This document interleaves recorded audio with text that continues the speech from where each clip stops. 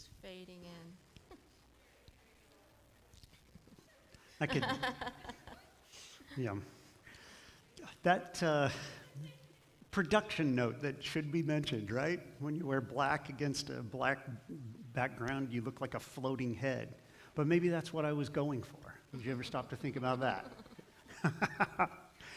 Good evening. We have plenty of seating available in first class seating. I'll offer beverage service toward the end of the flight. Don't know, do we smell? Or there's something that happened that caused people to, flee the scene and stay back there. I'm Cliff, and this is Laura, and we're taking a look at marriage, this whole process that God designed to bring human beings closer and closer and closer to one another so that we can have this incredible sense of fulfillment within this lifetime, but also so that we can come to understand how God has lived for all of eternity with a close-knit connection between Father and Son and Holy Spirit. And then maybe, just maybe, the third piece of the puzzle will click for us, that if God lived with himself, deeply connected, intimate at every level, and he creates humans so that they can connect with humans intimately at every level of their being, maybe, just maybe, it's possible for God and the humans to connect in a very deep and soulish way as well. And so I think that really is the case, that this marriage is the model for relationship that God intended. Not everything in the world is marriage, but it's the model everything else is compared to. And Ephesians 5 tells us that marriage is kind of analogous to the relationship between Christ and his church. Yeah. And so in your off time, if you want, maybe before you go to sleep tonight, flip over to the book in the New Testament called Ephesians. And if you read chapter 5, starting with about verse 11 or so, you'll see there's some instructions to husbands and wives. And it starts out like this, with him saying that husbands or wives starts out by saying, submit to one another out of reverence for Christ. And then here's how you do that. Wives, submit to your husbands, da-da-da-da-da. Husbands, love your wives as Christ loved the church and laid down his life for her. And then he goes on and talks more and more about the church, and then he talks a little bit more about marriage, and then he says, and you thought I was talking about marriage, but I'm talking about the church and marriage. So we have this idea that church life, when it's done in a healthy and holy way, is supposed to help us understand marriage. And marriage, when it's healthy and holy, can help the lights come on, some things click for us so that we understand what it is that Christ is actually trying to do by his great, big, brilliant idea of collecting a bunch of knuckleheads like us into a church and saying, y'all get along. So maybe read Ephesians 5. I'm going to say verse 11 and following before you fall asleep tonight, and maybe you'll have one of those eureka moments about either your marriage or this whole church thing. But we're on week number 2, and that is, I see it says chapter 1. That's chapter 2. That's my mess up. I should admit that any of the problems that we point out in the book tonight, they are all my fault, okay? Because I cut and paste like a madman and forget to delete some of those things. So we should pray that the Lord helps, everybody overcome my faults and weaknesses. Okay. Lord, we give you thanks for a chance to be together tonight. We want to thank you for what was admittedly an incredible idea of yours, that people shouldn't be alone and they shouldn't just be next to each other. They should really be together. I'm grateful as well, Lord, that you made it possible for us to get together in more ways than just in the sack. That you really make it possible for our spirits to connect and for our soulish parts to connect. Would you help us to understand that, Lord, in a new way tonight, so that by the time we lay our heads on our pillows tonight, marriage is qualitatively different than it was when we walked in the place tonight. I know some of these things take a long time for us to learn because they take time for us to practice them until they become habits. Help us with the stamina, with the endurance, the follow-through that it takes to put some of this stuff into practice. We pray in your holy name, Lord Jesus. Amen.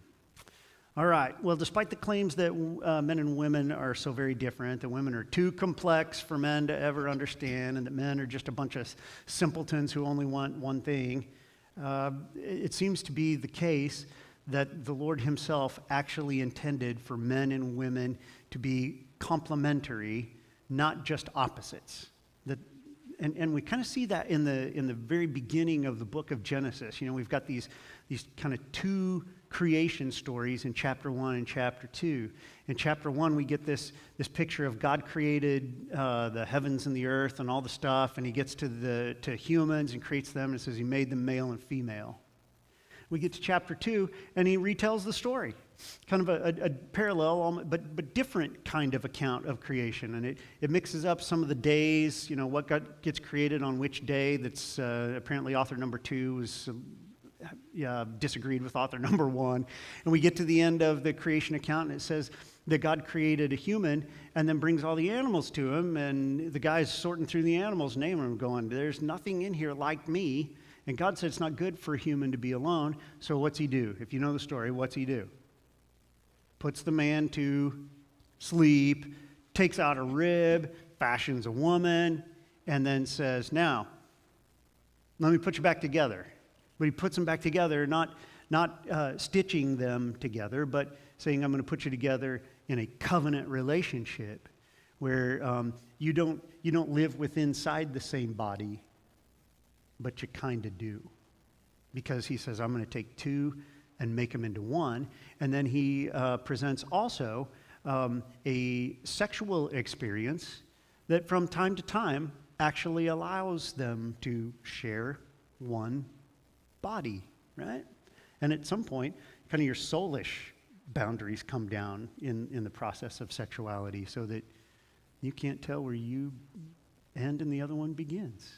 This kind of remembrance of what humanity was when God first made us and the goal of what we will be one day when all the brokenness and sin and all the stuff that kind of messes up relationships and complicates it is taken away.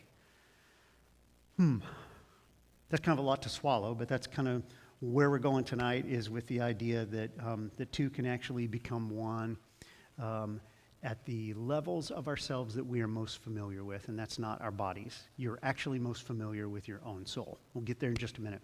Laura, read that passage for us from 1 Peter. Remember Peter? He was kind of the village idiot among the disciples. He was the guy that Jesus was always saying, Peter, shut it. Peter, get behind me. You are like the devil himself. He was the guy who always challenged Jesus and argued with Jesus, and Jesus would have to correct him in front of everybody.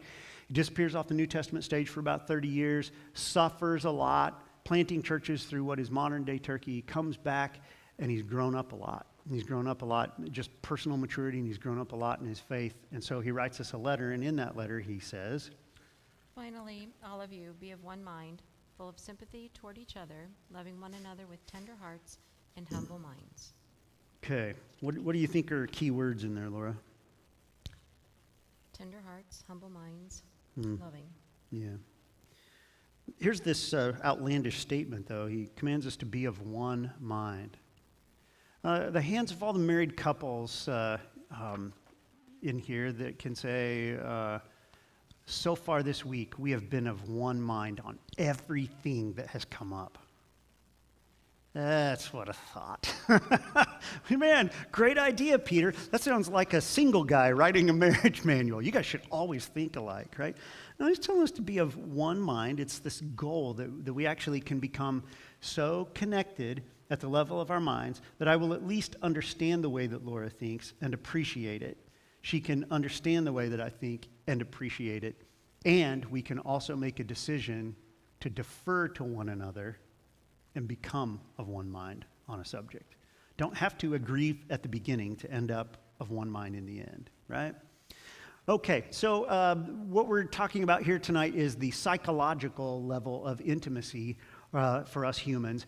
And I found among a lot of conservative Christians, there's historically been this, I don't know about psychology, because Sigmund Freud said things like you were sexually attracted to your mom, and that creeps us out, and I don't know if I want to hear anything else that guy has to say, because that's weird. And many Christians I've found are also very, they kind of stiff-arming the whole idea of going to mental health counselors, and I don't know where all of that comes from. There's a mistrust there, and so when the word psychology comes up, I see some people go, oh, not that stuff again. Let me help you out there a little bit. The Greek word psyche, it's like suke, but starts with a P, just like psychology, psyche. It's where the word comes from. And the Greek word psyche means soul. And so all psychology is soulology. And your soul, you remember, it has three components. We learned about it way back in SALT several months ago. We learned about it last week. What are those three components of the human soul? The mind, emotions, and will. Your thinker, your feeler, and your decider. Okay, just think thinker, feeler, decider. When I say soul, you think thinker, feeler, decider. That part of you that is capable of thought and reasoning, that part of you which is emotional, and that part of you, your will, is that thing that suddenly makes a decision and sets itself in a certain direction where you're going to have to knock me off the horse to keep me from going that direction, right? Anybody in here have a strong-willed child? Okay, then you know what the will is. It's that thing that says, oh, I'm going through those doors and you can't stop me. I'm going through those doors, I don't matter how much it hurts. That you can't take enough toys away from me. You cannot ground me long enough. I'm going. See, everybody know what will is? Yeah. Now the hands of everybody who was a strong-willed child. Okay? Oh, same people that had strong-willed children. Wonder where that came from. It's God visiting upon you justice. That's what that is. And we both got a strong-willed child because we both deserved one. Yeah, that's from you. It's from me, yes. He got all my strong will, and Laura still has all of hers. That's how that worked. Yeah. The will, the mind, the part of us that is capable of thought and reasoning, emotions, that part of us that feels, and then the will, the part that makes a decision and says, number one, make it so, right? That's what we're looking at, is these three levels, these three parts of our souls. He really has designed us to be able to connect at all three of those levels. So psychological intimacy is a deep connection with another in which we are free to share our thoughts and our feelings and our desires. Now, wait a minute, Cliff, aren't feelings and desires the same thing? Because we just said we've got a mind, a will, our mind, emotions, and will, and it's a thinker, a feeler, and a decider. So how come you went with thoughts, feelings, and desires? And it's because the desire is how your will works. Your will sits there taking in all kinds of information. It takes in, you remember last week when we drew the diagram of the human? It has a spirit, a soul, and a body. And on the spirit end, we've got, that's the essence of you, and we've got this capacity to connect with God so that he can actually shape us and communicate with us. On the other end of the human person, we've got this body that has some wants and some appetites, and it's surrounded by a world that frankly is screwed up and is giving us all kinds of misinformation that can be self-indulgent and destructive. And all of that stuff, that input from the God side, the input from the world and our body side, comes flooding into the human soul where we can think about it and we have some feelings about it, and then our soul goes, or our will goes, yeah, consider that, yeah, consider that. What is it that I want to do? And two key words there, want and do. What is it that I am going to set my will on, that I'm going to take action upon? So the will is really the decision center and the action center of your person. Your spirit isn't, and your body isn't. Your body never made one decision in its life. All it ever did was feed information into your soul where you thought about it, felt something about it, and then set your will on it. It was something that you wanted to do, and you did it. Okay? So, when we're talking about psychological intimacy, we're talking about creating an environment in which it's safe for me to tell you my thoughts and my feelings and desires. I want to do this. Okay? We're going to kind of work on that and model it a little bit later. And so the process then of sharing each of those layers of you is called self-disclosure. I'm myself, and I'm going to find, I can hide out here, I can hide right next to Laura. I mean, she can see my body, but even after all these years, she cannot read my mind. She's fairly good at it, but I trick her once in a while, right? She does not know what's going on behind my eyes until I disclose that information to her. I can be sitting here silently, and she can guess, oh, he's mad. She can guess, oh, he's tired. She can guess, oh, he's sulking. You could guess any number of things. She never guesses that I'm a man, and therefore I have a nothing box, and it's the best place in the world. You can go there and not think or feel anything.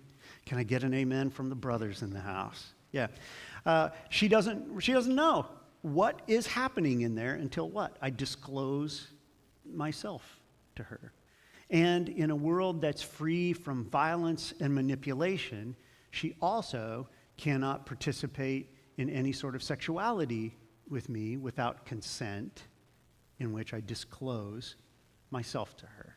Okay? Self-disclosure is the way that we end up becoming intimate with one another. And so self-disclosure, when you guys engage in this, you won't call it that. You'll just call it talking. You just call it hanging out together.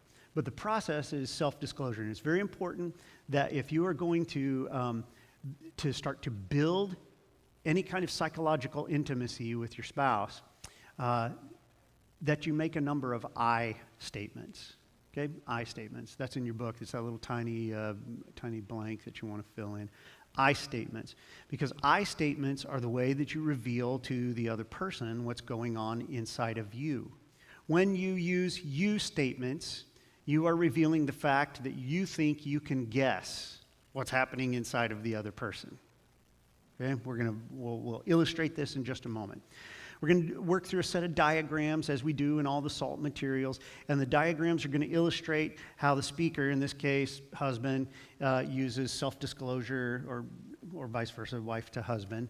And we communicate our thoughts and our feelings and our desires to our spouse. And by sharing all these things, this other spouse then has the best connection of understanding me. If I don't disclose it to her, she can guess about me.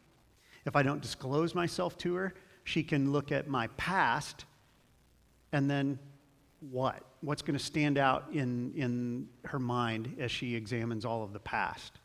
Probably my mistakes, because those are the things that hurt her. And then she starts to decide that, oh, he's the guy who always does this, this, and this. Without self-disclosure, there is no way for us to have intimacy and no way for us to have a healthy relationship or an accurate understanding of each other. So you've got this in your book right here. You've got this paragraph that's got 1, 2, 3 different colored print. And we're going to kind of take those, each of those color blocks one by one, and we'll kind of unpack what the couple is working on there. But before we read it, Laura, I want to illustrate this just a little bit from our lives. We were talking about something earlier this evening. You remember? I do. Okay, what were we talking about? I have an upcoming birthday, but we're going to be out of town. Anybody want to guess? Anybody want to guess how many Laura is? Smarter than me, they are. Good, good. 39 looks good on you, babe. Go ahead. Yep. Okay, going to be out of town on your birthday. Right, we'll be driving back the day of. From? Lewiston. For a Christmas party that we'll be at. For your job. Yes, staff Christmas party. Okay. And so I said, do you think we'll be up for maybe going out that evening, or are we going to be tired from traveling? I don't know. And going to the office Christmas party doesn't count as your birthday celebration? No. Okay. Does it count as yours? Does not. So, yeah. Okay. So here's the issue that we're talking about is we want to you have a birthday, and we're trying to celebrate that. Give me your thoughts on the deal. I was thinking it'll be too early to come once we're coming through Tri-Cities. So we're going to spend the night in Lewiston and drive the next, okay. The next day. Okay. So coming back home, it'll be too early. You weren't thinking birthday lunch then? No. Why doesn't birthday lunch count as a I don't celebration? know. If you include it with dinner too, then great. Okay.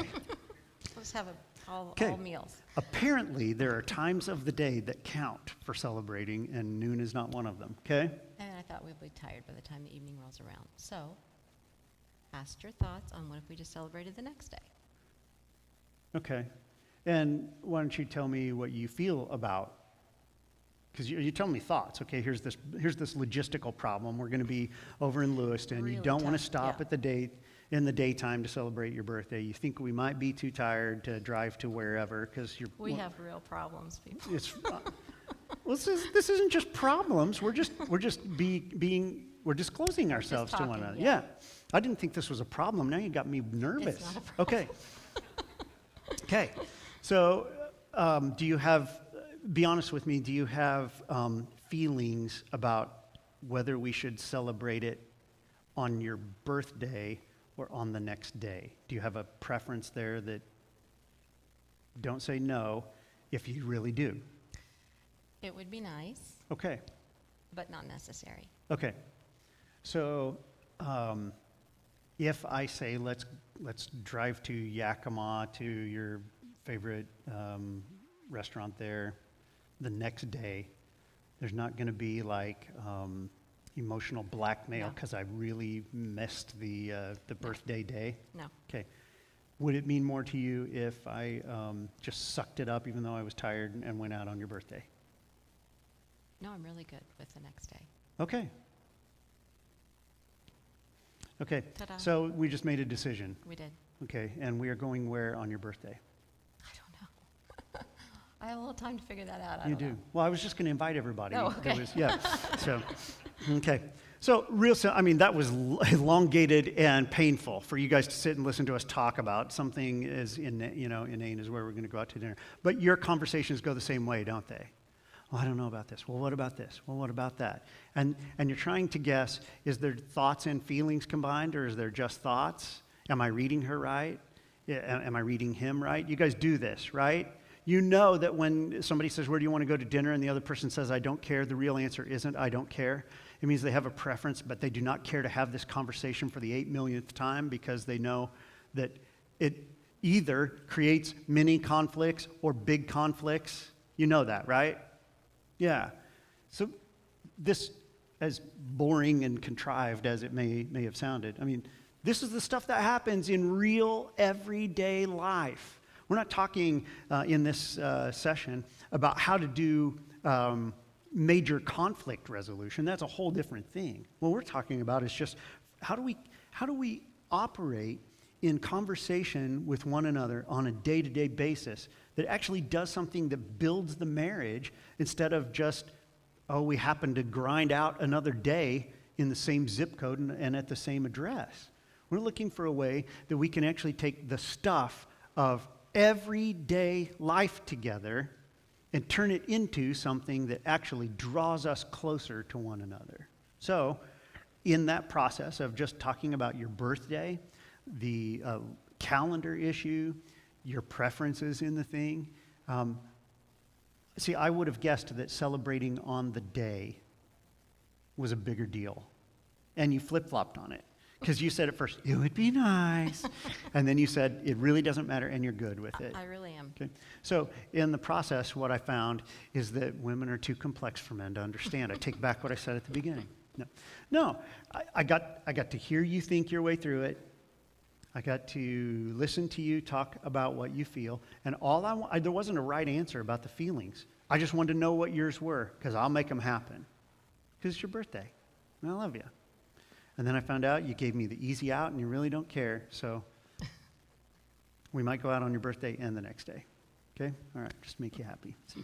All right, so there's the 3 levels that we're going to talk about. We're going to kind of work those out as time goes by. But look at that paragraph in the 3 different colors.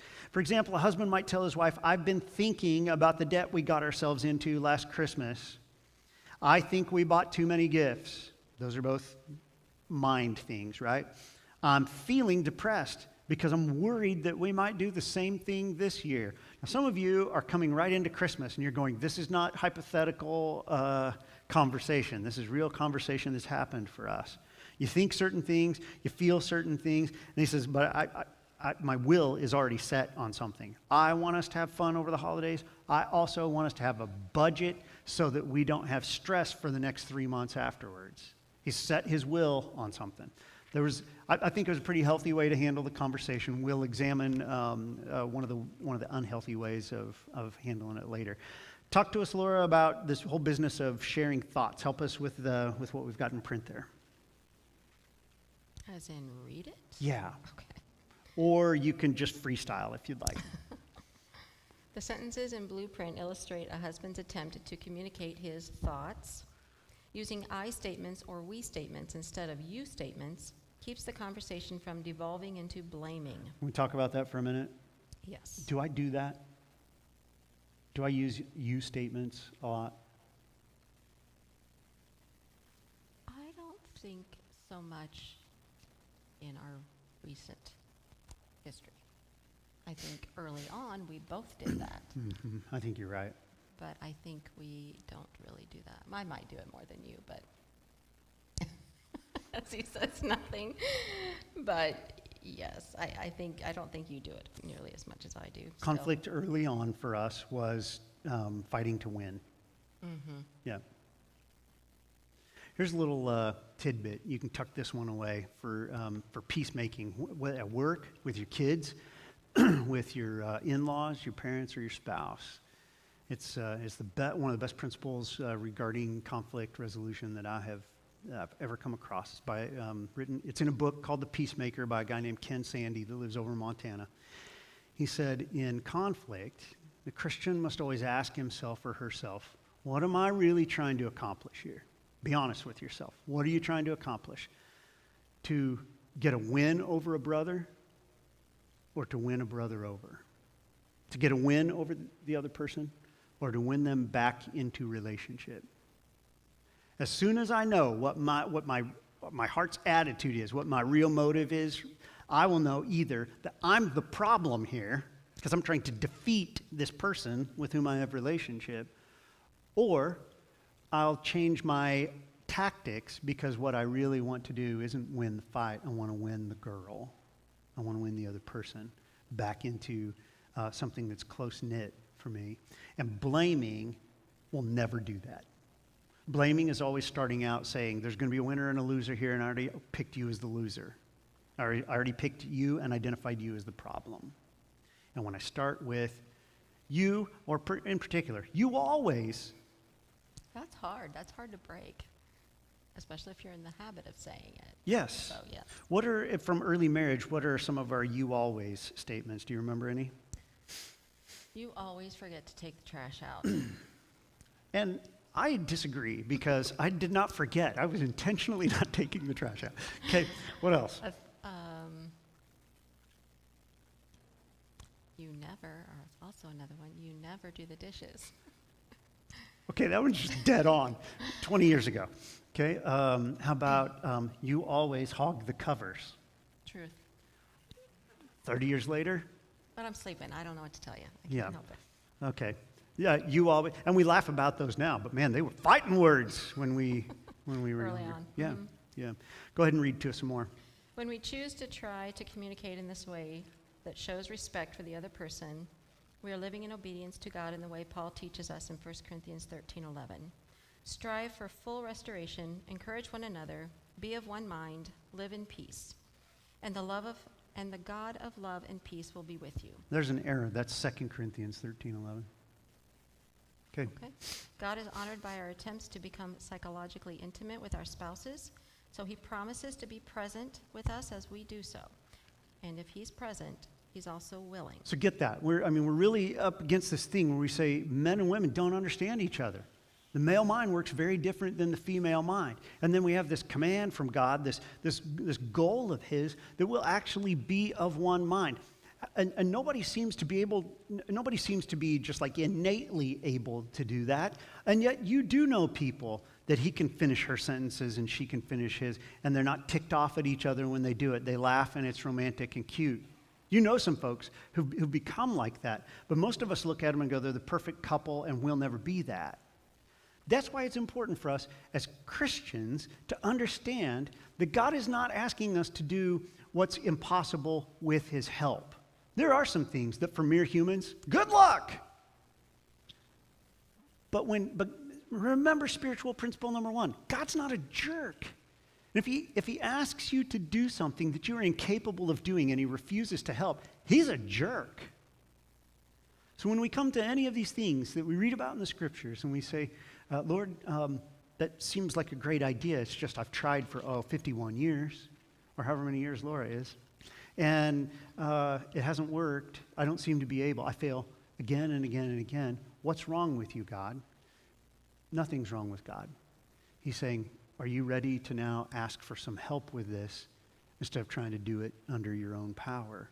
So when it comes to this command, strive for full restoration. That's when there's been conflict. Encourage one another. Be of one mind and live in peace. We then have the promise following. Oh yeah, and the God who identifies himself as the God of peace. In other words, wherever God goes, he brings peace with him. That God is going to help you to do the things that you have found difficult or impossible to do over the years. Do you remember a time, I didn't ask you about this earlier in terms of prep, do you remember any times in which you asked God to help in being married to me because you had run out of whatever, patience, desire, hope? Yes. Oh man, that came a lot faster than I'd hoped. Okay. You want to hear about it? Yeah, I do. Okay. We were in Whitefish. You were working ungodly hours, and I was raising 3 kids on my own. Mm-hmm. And I was just done. Yeah. And so? So I told you, I'm done. Yeah.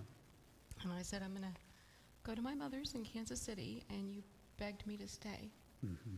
And said you'd change. And you did. You did. You made strides towards that. Yeah. And you needed God's help to think about me differently. Yes. Yeah. I needed to see a difference. Mm-hmm. Mm-hmm. I still loved you. Yeah. But I couldn't continue. Right.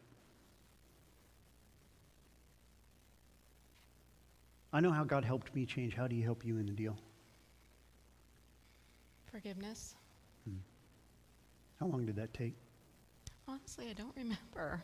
So maybe not. I don't know. I don't know. It didn't take me long to change. No. I went and resigned everything the next day except for the core of my job. Mm-hmm. Yeah. How we doing now? Great. Anything you need me to quit? No. You being honest with me? I am. Okay. All right. In the blue type at the bottom of the page, this is an exercise that you guys might be able to do together with your partners. Think about a situation you experienced today, or you can do it alone. What were you thinking? Don't bridge quickly from thinking to feeling, okay? What were you thinking as the situation happened? Doesn't have to be a big conflict like that. It can just, thinking about the list of things that you got to get done. But what were you thinking about? On the next page, we'll talk about feelings. The sentence in green print, we're going to reference that last paragraph on page 5 a lot of times. The sentence in the green print shows how the husband attempts to communicate his feelings about the situation. So first he said, using those I statements, I think that we got ourselves into a problem with debt last year. And I think we bought too many gifts. He moves from communicating his thoughts to now communicating his feelings. And frankly, when it comes right down to it, the other person's thoughts may not at first mean a whole lot to you because they may just be offered rather nonchalantly. When a person's feelings start to get communicated, you will pick up on the signal about whether they feel strongly and whether they think you ought to as well. If they have feelings, you're probably gonna figure that out pretty quickly. But in this case, which is scripted, the husband's trying to communicate his feelings about the situation. Now get this is important. Emotions are neither right nor wrong. Just sit under the weight of that for a moment. They're neither right nor wrong. God gave us the ability to have every emotion out there, from the ones that we think of as negative emotions, anger, and the really happy and good, and ones that we might call good or positive emotions as well. But in and of themselves, feelings are neither righteous nor sinful. They're just an experience. The question is, what do you do because of what you feel? Or what do you do with what you feel? Okay? You are the master, believe it or not, of your emotions. You get to be in charge of them. You may not be able to determine what you initially feel, but you get to be the boss of them once they pop up on the radar. Emotions are neither right nor wrong. They simply indicate something's going on inside of you. And that's why it's important when you feel something to ask yourselves two questions. What am I feeling? Give it a name. And why am I feeling that? And sometimes we have a really hard time putting a name to our emotions. We'll get there in just a minute. Typically, you've heard this many times, and you've probably experienced this, most of you in your homes, that one of the two of you is more emotionally expressive than the other. And when we measure these things, the behavioral scientists tell us that usually women are more emotionally aware of themselves and more emotionally expressive than men. Is that the case between the two of us? No. Just the expressive part or the emotionally aware part? I would say probably both. Okay. I'm more emotionally aware than you and more emotionally expressive. Yes. Okay. I think that's true too. And I think that has caused some, it's functioned like a hurdle for us at times, right? Because I'm usually aware of what I'm feeling and why I'm feeling it, and then I'll ask you what you're feeling, and you say those three little words, I don't know. Yeah. And early on, I thought, she just doesn't want to tell me. And then I realized after a while, she many times doesn't know what she's feeling. There's a lot of things you don't have feelings about. True. When you have troubles identifying emotions, turn to the next page in your book, and it'll help you a little bit. See this list right here? It's not exhaustive, but that's, I don't know, 40, 50, 60 emotion words that you might use to help you identify what it is that you're feeling. Both men and women are emotional beings, but in our culture, most men are taught to be uncomfortable sharing their emotions. We say things like, big boys don't cry, right? And we say things like suck it up, and then we call boys by girls' names if they're acting emotional, and as though that were a shameful thing, as though it were shameful to be a girl. You're less than. So, the number of times that I've heard guys say, suck it up, Nancy, or the number of times that I have said, suck it up, Nancy, in talking to, some other guy or whatever. Typically in a joke, but that has not always been the case. And we have taught men, don't feel and don't express it. If you feel it, don't express it. And we're all familiar with the whole business of, men being discouraged from crying. But get this, regardless of which of you is the more emotional by nature, whichever of you is the more comfortable because of how you were raised with expressing emotions, it really is the case that if you're going to be emotionally intimate with one another, you have to become aware of your emotions, and you have to find a way to communicate them to the other person so that they can understand you. Because the guessing doesn't work very accurately.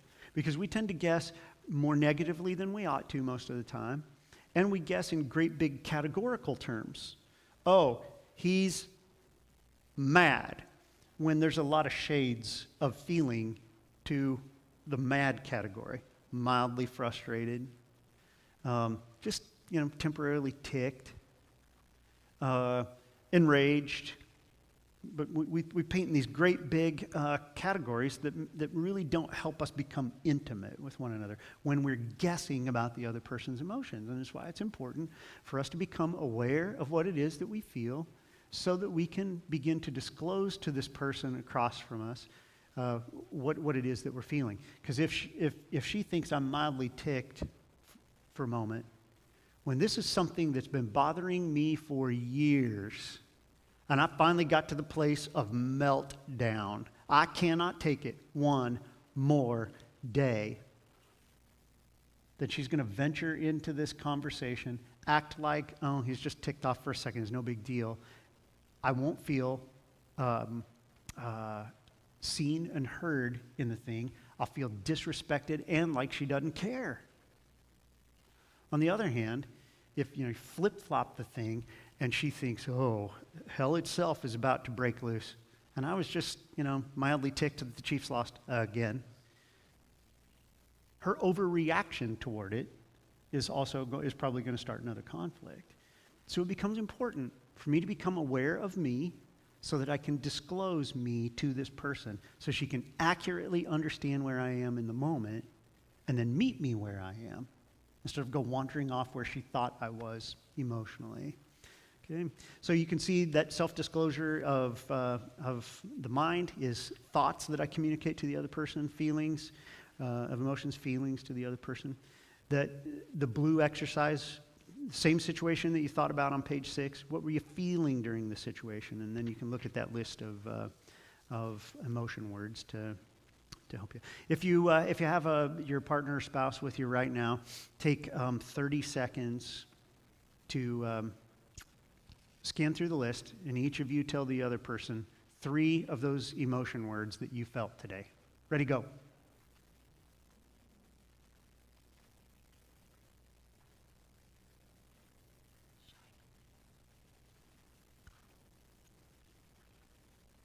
You have to say them out loud. The other person can't read your mind, remember? Laura, why don't you tell me 3 that you felt today?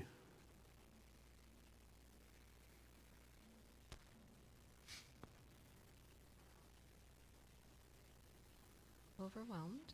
Okay.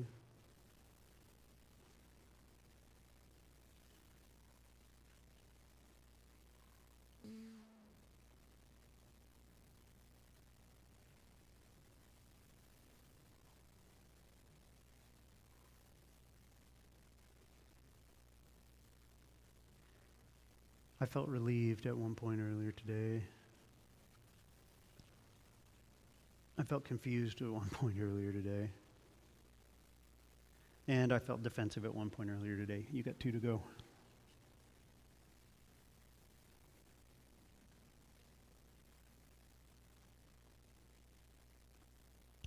Do I have to have 2 more? Okay, it illustrates the point. That quick, bam, bam, bam. I told her 3 things that I felt. She could identify 1 when given a list. Feel something, woman. Okay. Yeah, okay, we're going to move on. You cold fish. Okay? Now let's talk about our will. And remember, this whole business of will, the 3 parts of our soul, our thinker, our feeler, our decider, our mind, emotions, and will. When it comes down to will isn't just the center of decision.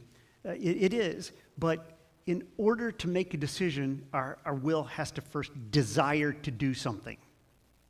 Your will isn't involved if your response is, if you do this, your will is not engaged. Whatever you want. But when I have decided what I desire and I'm going to go for it, now my will is engaged. Purple print, back on page 5, is an example of a husband sharing with his wife a decision that he desires to make. To talk with your spouse about decisions you think or feel you need to make, use some phrases such as, I want to, I would like to, I hope that we can. And you can also use, I think it would be best. We're talking about feelings and thoughts in this whole thing, but I'm communicating to her, I'm not neutral. I have a desire for direction that I want to go in this situation. And then she gets to evaluate whether she wants to make that decision with me, go with me, ask for clarification, oppose it, because it's a bad decision, or one in which I let emotions take over and gave no real consideration to level-headed thoughts in the thing, right? But once you see my will engage, you understand, and vice versa. When I see your will engage, it's like, oh boy, here we go. Because she set her heart and mind on it. First thing her dad ever told me about Laura was, once she sets her mind on something, it's going to happen. And I married you anyway. Yeah. I just needed you to decide to marry me, and we were good to go, right? Yep. Yeah, but you recognize what I'm talking about by the will. Then it's when I've taken in all the information from the thought part of me, and from the feeling part of me, and whatever input that you've given me, and then all of a sudden something in me goes, I know what to do, and Your job is to knock me off the horse, or that's the direction that we're going to go. Sharing your desires, your will with your spouse is laden with the prospect of conflict. Because when two wills collide, it's like two battering rams colliding at times. And Laura and I are both middle children. And we have a lot of similarities, but boy, where we are not similar, it's Clash of the Titans in terms of just our will. Now we're not hateful. We don't yell and scream. We don't call names. We don't do any of those things. But when there's a contest of the will, we both got pretty good chops, right? In other words, we're both fairly stubborn there. Our will engages and doesn't want to defer to the other one. Yeah. Talk with your spouse about the desires, decisions, that will part of you. You can use phrases like I want, I'd like to, I hope that we can. But it's important for a couple each to know what the other wants. Many times when folks have been married as long as we have, or even much shorter, one of them has already said, I don't like the contest. I don't like where it goes every time that we have a contest of the wills. So I know what I want. I've just arrived at the conclusion that I'm never going to get it, or it's not worth it because of how you treat me every time that our wills are opposed to one another or just not perfectly aligned. Do you think that's true of us? I mean, put it this way. Let me load the conversation a little bit. I know I'm a lot. I mean, I'm a big personality. I don't often not have, if we've got, some where to eat, couldn't care less. But if there's a situation, I don't often lack a sense of direction of, oh, I know where I think this thing should go. Right, but you will listen if I have Okay. a different opinion. Okay. And at times you've changed your mind. Mm-hmm. So. I was thinking earlier today, I was thinking about that very thing, and I was reflecting on some of those times that I didn't change my mind. And I meant to talk to you about this earlier, but I'll just do it now because it's on my mind. It's stunning to me how many times when you register that you're of a different will than I am, I should have just done, I should have submitted to your will. Because I can list off a bunch of them right now where I was like, thanks for your input. Now back to what I said. And that has blown up in my face.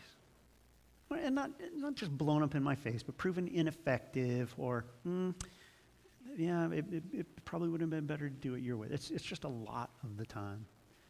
And so my pledge is to keep regretting it when I don't do that.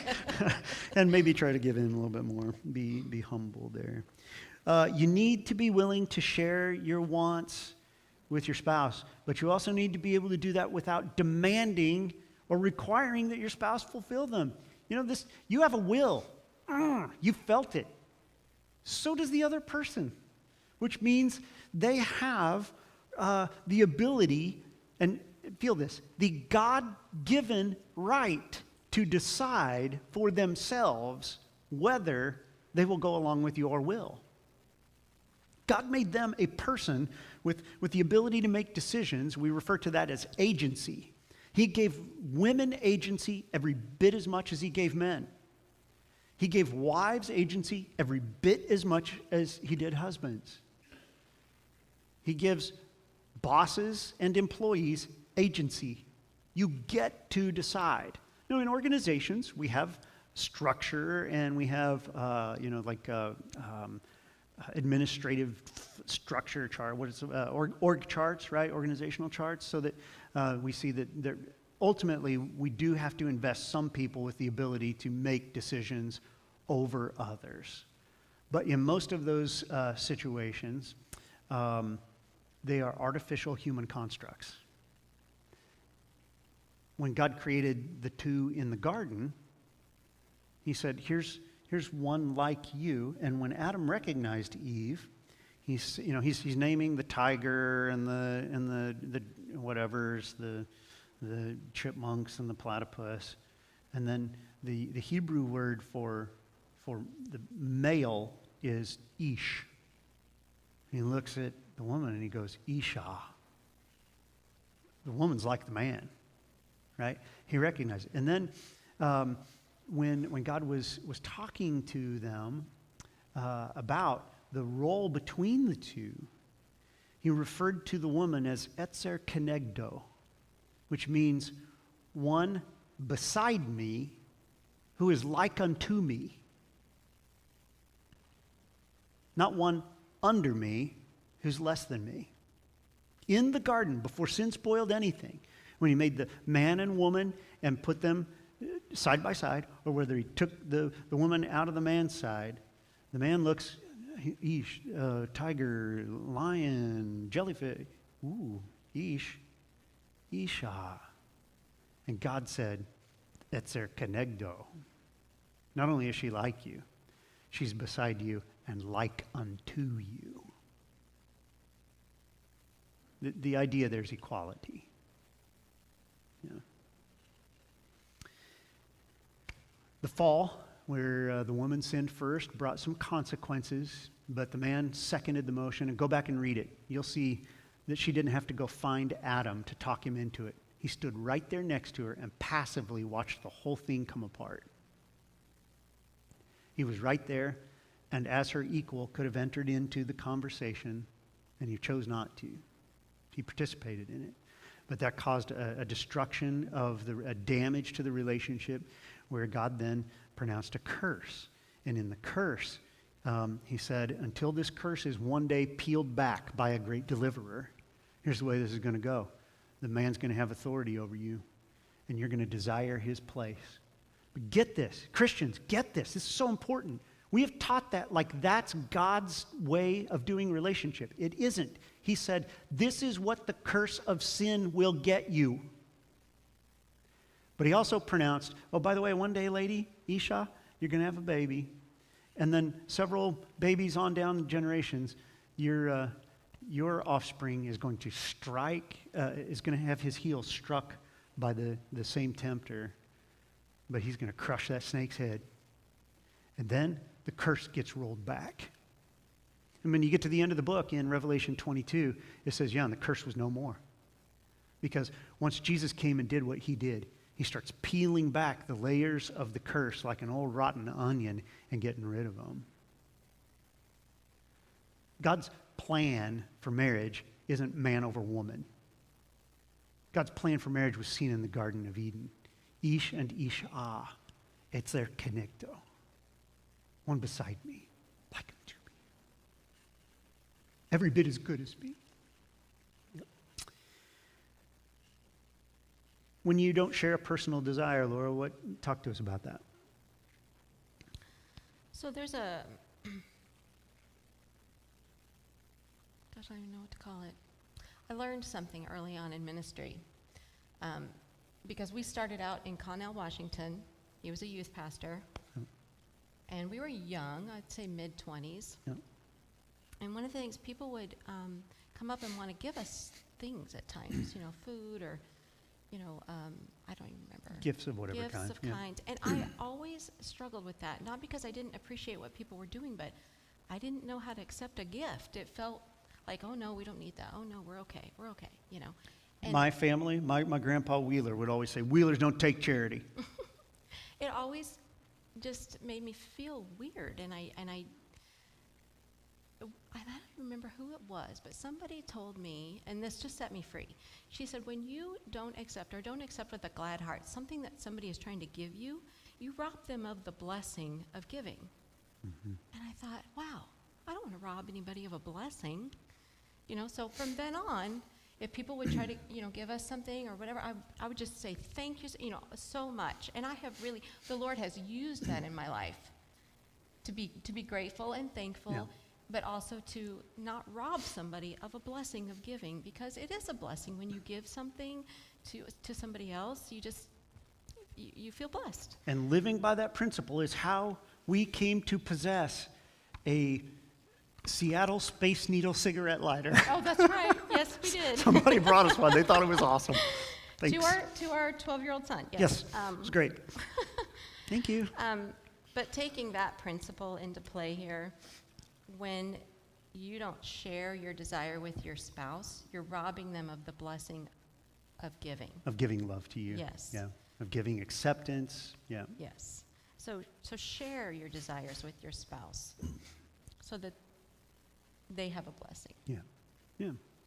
So back to that imagined situation of yours that you were thinking about and then feeling about. We get to the end of this diagram. We see the question, what did you want? Once your will got involved, what did you want to see happen during the situation? Another way of stating the question, which may help you understand the human soul and its function of psychological intimacy better, is what did you have your will set on? You know the difference between when you have a mild opinion and, oh, baby, I'm married to this one, right? When you see, oh, baby, I'm married to this one, your will is engaged. In the example on page 5 that illustrates, all those colored, different colored prints, that paragraph, it illustrates how to communicate thoughts and feelings and desires. Notice how the husband in that thing takes ownership of his thinking. Again, instead of blaming, he says, here's what I'm thinking. And he seeks to share his thoughts with his wife. And rather than starting with a display of painful emotion, I hate the fact that we're always in debt and Christmas is the worst, and it just... how that conversation could have been started. Rather than starting with a display of painful emotions, and by the way, when we start a conversation by displaying our painful emotions, it usually prejudices the other person against being willing to listen. Boom! Their defenses go up. Because when the first thing that we pour out is those painful emotions, the other person thinks, I am now in a more vulnerable place. Either I'm going to have to experience a bunch of emotions I don't want to experience, or I may just flat out be getting accused, in which case I feel attacked. And so there's the spirit just closes, and the soul just closes. Like, nope, don't want to go there. And so they get not only unwilling to participate in the speaking part, but also in the listening part. The husband, however, in our little scripted thing, he led the conversation in a way that wouldn't shut down the conversation. He said, I've been thinking about something. I want to talk to you about it, and I have some feelings about it. Here's what I'd like for us to do. That's a whole different thing than, I'm not buying presents for everybody in your family this year, right? If we skip down through there, you can see that comparison. It's in the third paragraph. Compare that to the conversation that begins with, this year we are not buying everyone in your family a Christmas gift. In which case, the wife feels hurt. She probably feels accused. She gets defensive. She feels frustrated because her family's traditions aren't being honored, right? When instead of lashing out, you take the time to first think about what you are thinking, feeling, and want to do. And you give just a moment's thought about how to do that in a way that doesn't light this other person on fire. You help them understand how you feel. Remember how many times growing up or in your adult years did somebody say, when you first feel emotion, count to 10? Right? And I would just add to that, when you first feel emotion, put your phone away. Do not start texting immediately. That's bad decision, okay? But whenever you recognize, oh, I'm emotionally engaged in whatever the situation is, it is best for me to just pause for a second and think, okay, what are my thoughts and what are my feelings? They may be two very different things. They may be the same. But what are the two different things? And then how do I really want this thing to go? Because if I just erupt, even if this is a safe place, I have shut down the conversation, which means I'm probably not going to get to know your thoughts, probably not going to get to know your feelings, so I won't be able to give you, I won't be able to meet you where you are emotionally, and you're not going to dare to share with me what you want, or you just start a fight because not start the fight. You engage in the argument because now you have your will set and it's so opposed to mine. When we go straight to the clash of the wills without ever stopping to consider what the other person thought or what they felt, that is never an argument that's going to end well. Never going to end well. So look at those scripture passages in the blue at the bottom. What are the following verses teaching us about our choice of words? Listen to this. Death and life are in the power of the tongue. You have destroyed people before with that mouth of yours, right? Death and life are in the power of the tongue, and those who love it will eat its fruit. Yeah, you run your mouth, you will get whatever comes from that.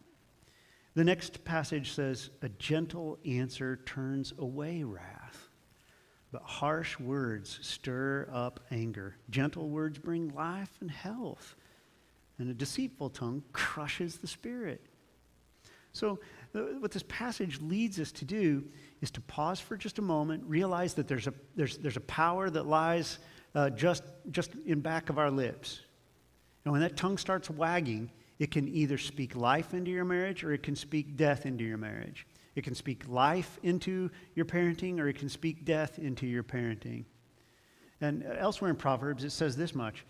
The fool is thought wise because he doesn't open his mouth. If you just shut up more, people think you're smarter.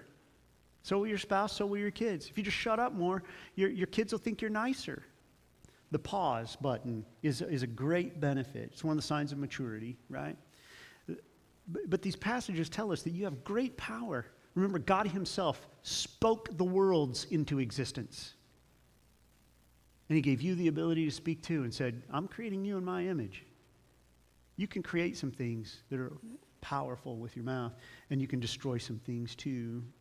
And that second passage tells us a gentle answer turns away wrath. We're going to work with the idea of gentleness on this Sunday as part of the sermon. Let me give you a sneak preview, just a definition, because I'm a definition guy, right? Here's gentle. Gentle doesn't mean weak. Gentle means using power, but only as little as it takes to get the job done. Gentle isn't weak. It isn't mamby-pamby. It's using power that God has given you, but using only as much as it takes to get the job done.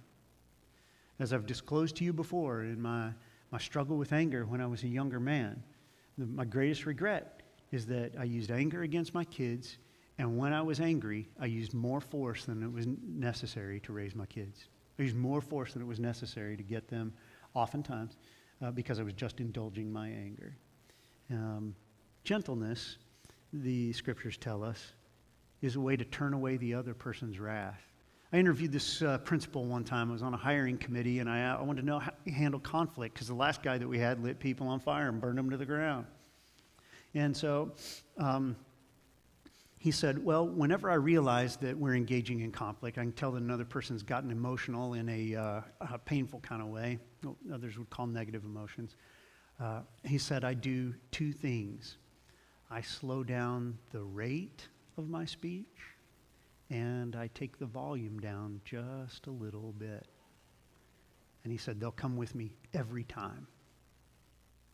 See, he could use the force of this big cavernous male chest that he had, where he could have bellowed at people at volume and in tones that would have pushed them back into a corner. He was a PhD with a stunning intellect. But the way that he chose to handle conflict was just slow down and take the volume down and use only the power that was necessary to meet people where they were. And he had the same effect on them. I've used that a lot of time. Mark taught me something very valuable there. You know. So let's work at it, right? Sharing your soul with your spouse may seem like a lot of work, but the reward's worth the effort. We can testify to that, can't we? Yes. Because we didn't start off doing this that well. we had good premarital counseling. We just Yes. hadn't learned to follow it yet. But I think at this point, I like the way you think, which means I understand the way you think. I also love that you still surprise me by some things that you think from time to time. Those seem to be only pleasant ways these days. Yeah. And you've crawled around inside my head enough to know it's scary in there, right? How about the feeling thing, the emotions? How are we doing with communicating those these days? I think, well, Do you think that's going to change empty nest, with the reality of empty nest for us? probably. I think we'll have more time to talk. That means I'll be asking you more about your feelings, and I am not Lovely. going to tolerate a bunch of I don't knows. Great. Yeah. How are we doing in the clash of wills these days? I don't think we've had a clash of wills in recent I history. do not remember the last one. I don't remember either. No, I literally, I'm sitting here going, no, come on. Because I think that not only have we come to understand one another's wills, we do live in mutual submission. Correct. I'd say that's true. That here's what I found with my will. When I get my way, it just makes me a selfish jerk. What I found that on the other side of that is that every time that I've just said, you know, whatever you want, babe. No, I don't care. Whatever you want. Suddenly, Laura's pleasure becomes my pleasure. Seeing my wife get what she wanted. I'm not talking about getting a pair of shoes, but about getting your way in something. Whether it's where we went to vacation or which night we go out for your birthday. That when I finally see that you get what your will desired, that brings me pleasure. And then it suddenly dawned on me that I can view God's will the same way. Instead of there being a clash of wills between me and God, and me just giving in because he's the God and I don't want to go to hell, I can actually take pleasure in God getting what he wants. And once you learn that secret, it's almost all joy from there forward. Because you can just submit to God, to your spouse, to your boss. And it's not getting run over anymore. It's not being a doormat. When you are the matador who says this way, and then you just follow him, it's a beautiful dance. Most matadors like their jobs, weirdly. Purpose of psychological intimacy, in the last paragraph, page 11, isn't to make the other person agree with you or even change his or her mind. The purpose is just to understand each other. Listen, it's possible to be of two different political persuasions and be married well. You can just understand the other person. You don't have to fight. You don't have to get them to agree with you. It's possible, a bunch of us in this room can tell you, it's possible to be from two very different religious upbringings and come to the place that we might disagree on some things, but we understand each other, and that's enough. I grew up Nazarene for the most part, Baptist at first. Laura grew up in an independent, charismatic church. Trust me, it's a lot different. At first, she hated my boring church, and those crazy people she went to church with made me feel funny.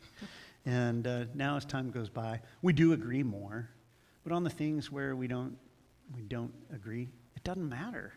It's okay. It's okay for you to not be me, as it turns out. It's okay to disagree at times. Yeah. Agree to disagree. Psychological intimacy is, and to do it agreeably, Yes. right? Psychological intimacy is gaining shared understanding even without agreement. Okay. I am running out of time, so let's burn. When you're engaging in conversation whereby you're trying to pursue this business of psychological intimacy, coming to understand one another's thoughts, coming to understand one another's feelings, and then understand the direction their will is pointed. Active listening is a big deal here. It's very important that you engage in active listening, which means you are paying attention to what the other person is saying so that you can understand them instead of planning your response. And active listening, I usually tell men, when you're listening to her, you're not looking over her shoulder at the scores, and she would say you're not looking at your phone. Mm-hmm. And primarily when men are listening to women, if you will listen for the people that she mentions and how they made her feel, you'll get 75% of what she was trying to communicate. When women are listening to men actively, and you will listen for the names of the people that he mentions and just the events that occurred, you will get 75% of what he was trying to convey to you. Active listening, I'm listening for names, I'm listening for feelings and events. And I'll get most of what you had to say. But active listening, let's talk about it in two elements. First, be attentive. That's what I was just talking about. Really tune in there to what the other person's saying. Listen to what the scriptures say about this. Fools have no interest in understanding. They only want their own opinions. He who answers a matter before he hears it, when you cut the other person off because you already know where they're going with this, it's foolishness and shame to him. New Testament, don't be foolish. Don't live to make a good impression on others. Be humble, thinking of others as better than yourself. Don't think about your own affairs, but be interested in others too and what they're doing. For a minute, get past you and value what that other person is going through and trying to say. Be attentive. Be responsive. That next blank, that was supposed to be responsive, and I forgot to delete the responsive part, okay? Ask questions that can help your spouse communicate what's going on in his or her soul by asking soul-disclosing questions. What were you thinking? Not, what were you thinking?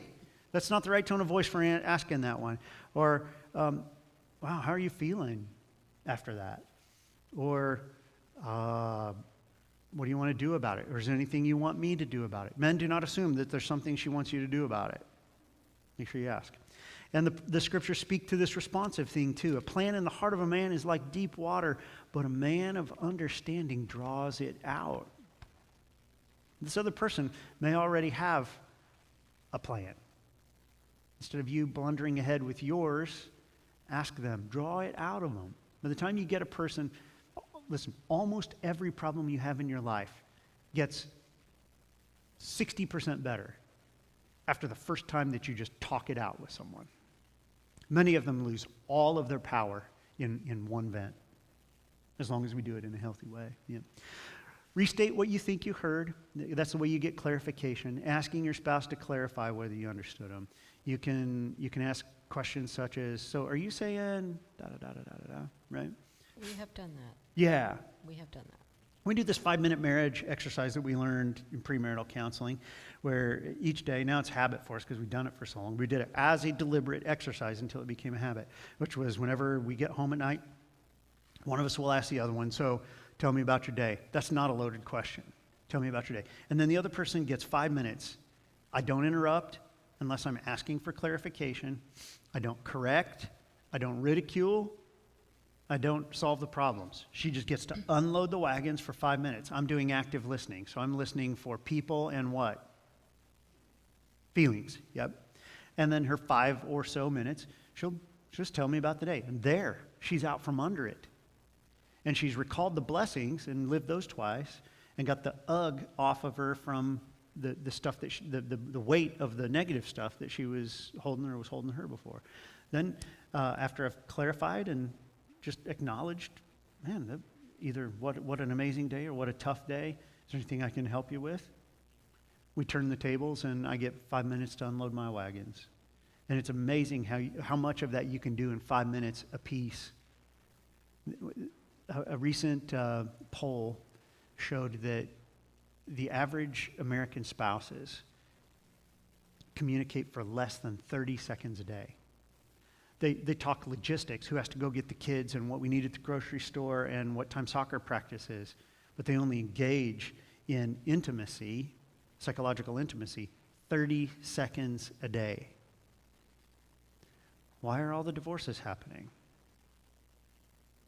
Yeah. Feedback is important to psychological intimacy because it assures that you actually arrive at shared understanding instead of assumptions, and it allows your spouse to see that his or her message was important to you. If you just ask for clarification, say, did I hear you right? Were you saying that? Yeah. Okay. They can tell that you paid attention. The only reason you paid attention is because you care. Here's the deal. Laura works in bookkeeping and accounting. I would rather have a sharp stick rammed in my eye and end it all than have to go to an accounting convention or a class. When Laura tells me about bookkeeping, it'd be real easy for me to just glaze over and go to my empty box, my nothing box.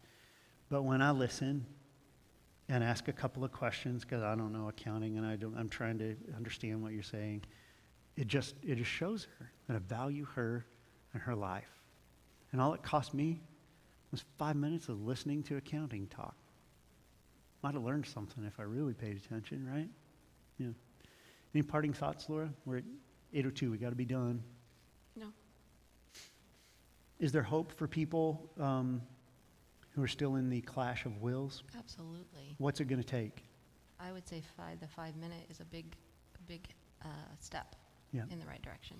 Yeah. I think so too. And I think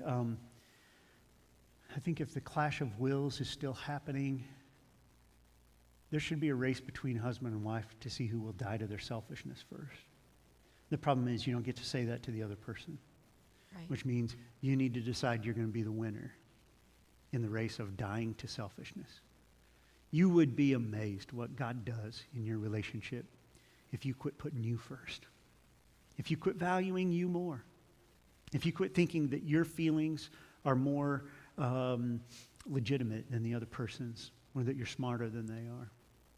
If you'll actually do what Paul prescribed and just consider for a moment, even if you just pretended for a while, that the other person is better than you.